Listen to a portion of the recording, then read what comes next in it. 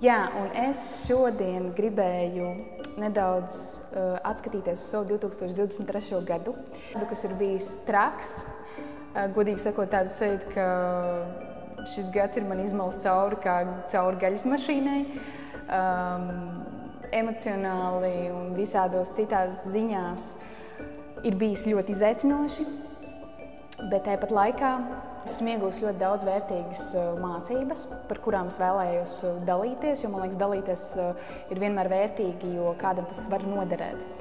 Un pirmā lieta, ko es sapratu par šo gadu, ir, ka nauda nav bauda tad, ja tu esi pārguris un izsmelts. Un šo es sapratu, var teikt, pirmā pusgada laikā, kad es ļoti strādāju ļoti daudz ar klientiem, ļoti konvejeru tipā, kad visu laiku viens pēc otra, un tu tā kā strādā, lai pelnītu. Protams, tāpat laikā gūstot tā kā foršas sajūtas, jo tev patīk tas, ko tu dari, bet vienā brīdī pienāca tāds punkts, ka es sapratu, ka reāli, ka tas nav manas enerģijas vērts iztērēt šo savu manu vērtīgo enerģiju pret to naudu, ko es saņemu. Līdz ar to pagāja kaut kāds laiks, un es sapratu, ka man lielāka vērtība kļūst laiks, mana enerģija, un ka es saprotu, ka nauda tāpat nāks. Un tā bija tāda liela mācība, jo pirms tam es tiešām meklēju iespējas, jebkuru iespēju nopelnīt.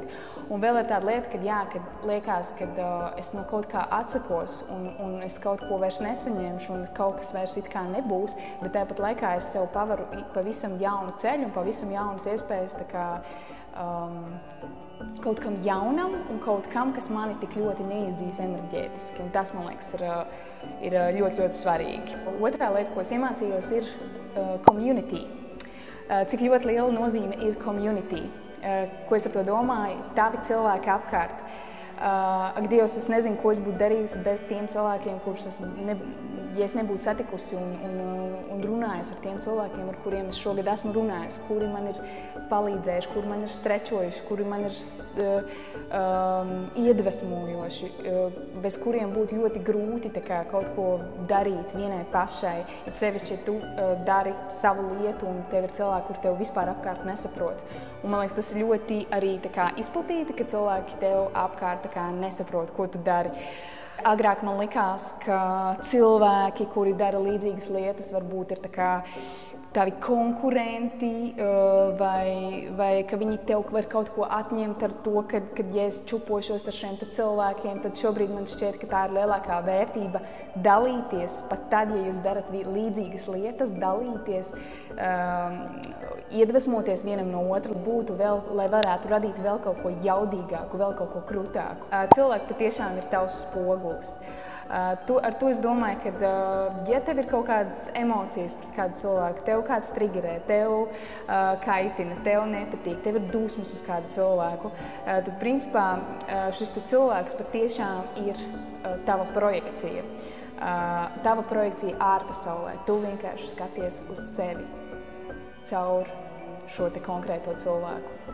Un ļoti bieži mēs to pat nepamanām. Mums tas šķiet kā nevar būt, tas ir par viņu, viņš ir tāds, viņš ir šitāds.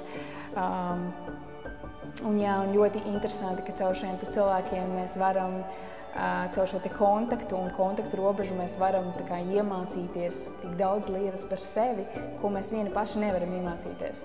Tāpēc es šogad esmu sapratusi, kad ir jēga būt starp cilvēkiem, ir jēga iet un darīt tādas, lietas, mācīties par sevi, iet projektos, mācīties coachinga grupā kopā ar cilvēkiem, darīt kaut ko kopā, jo tādā veidā tu patiešām izproti arvien vairāk sevi.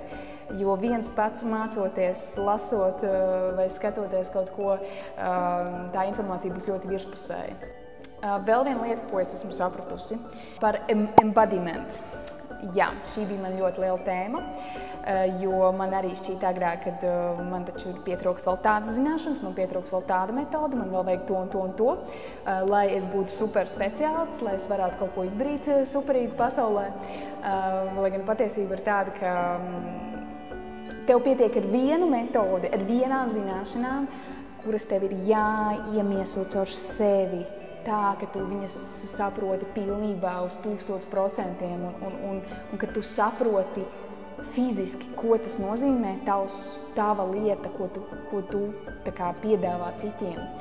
Un, jā, šis bija tāds big deal priekš manis, jo man likās, ka man taču vienmēr pietrūkst kaut kas jauns, jaunas zināšanas vai jauna metode, bet patiesībā tas, kas vislielākais shifts, kas ar mani notika, bija tieši šis, saprast, ka man īstenībā neko jaunu nevajag, ka manī ir viss iekšā, jau ir iekšā, un ir jāmācās lēnām vienkārši to, kas ir, tā vienkārši atdot visu to, ko es zinu, vienkārši atdot.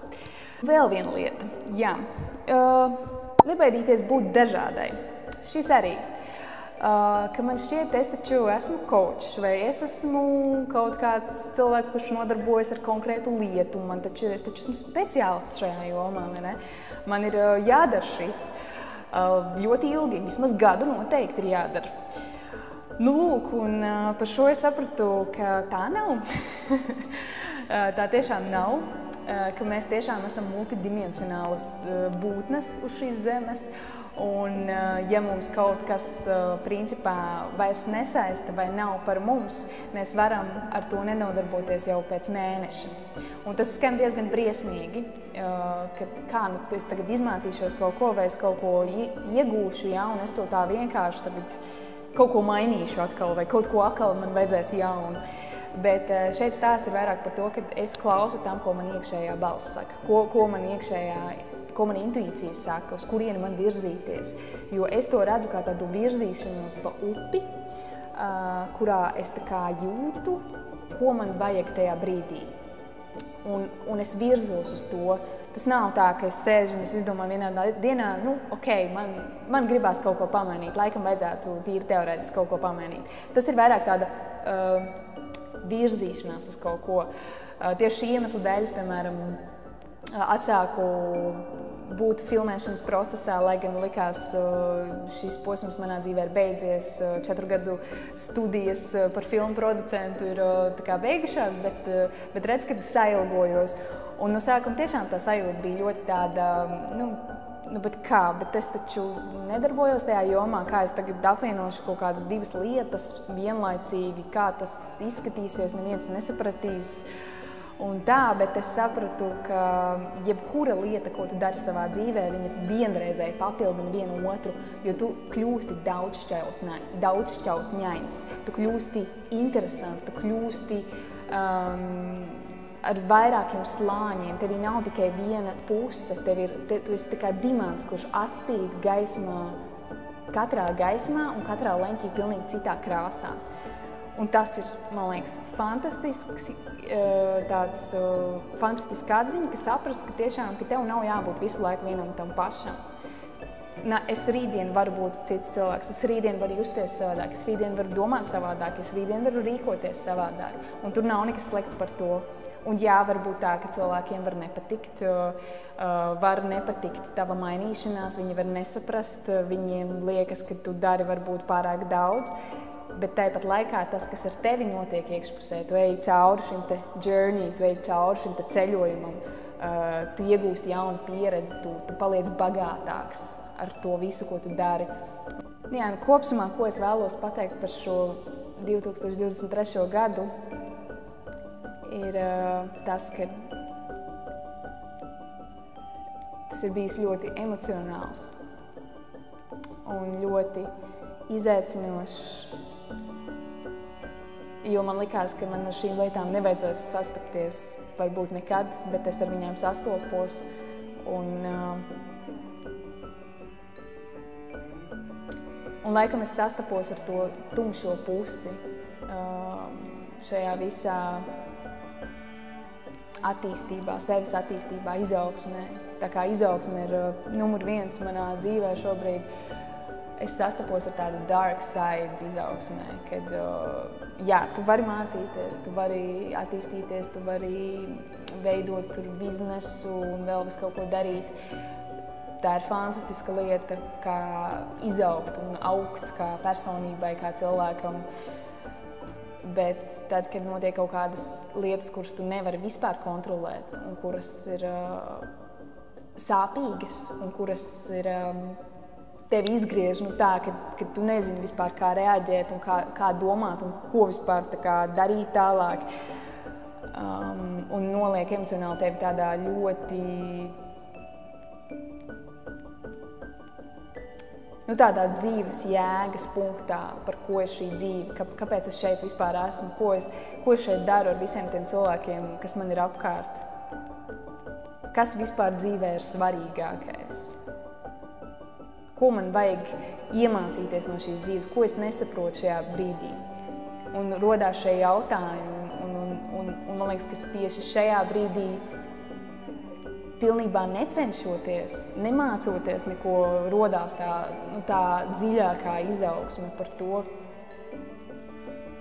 cik īstenībā es esmu stipra un cik īstenībā es varu izturēt. Jā. Man ir nenormāls prieks dalīties ar šīm visām atziņām, jo es ceru, ka kādam noteikti. Es ceru, ka kādam noderēs, jo bieži vien mēs paturam tās visas, mēs paturam tās atziņas, paturam kaut kādus sasniegumus, panākumus pie sevis, bet ir vērtīgi dalīties, ir vērtīgi pastāstīt. Paldies, ka noskatījies, tiekamies nākamajā video un novēlu tev jaudīgu, fantastisku 2024. gadu, piepildi visus savus sapņus, piepildi dubultā. Čau!